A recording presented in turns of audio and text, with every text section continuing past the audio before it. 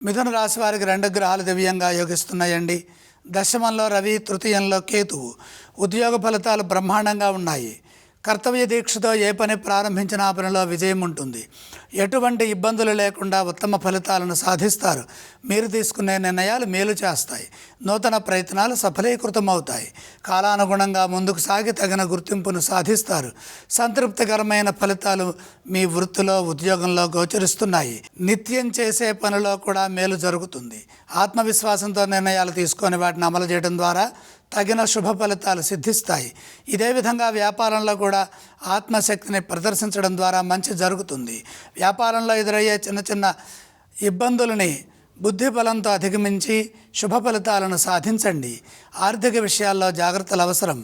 పెట్టుబడుల విషయంలో సంయమనాన్ని పాటిస్తూ మంచి చెడులను ముందుగానే ఊహించి నిర్ణయాలు తీసుకోవాలి.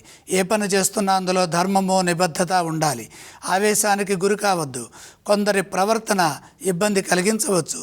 కాబట్టి సౌమ్య సంభాషణ మేలు చేస్తుంది. ఎంత మౌనంగా ఉంటే అంత ఉత్తమ ఫలితాలు సిద్ధిస్తాయి.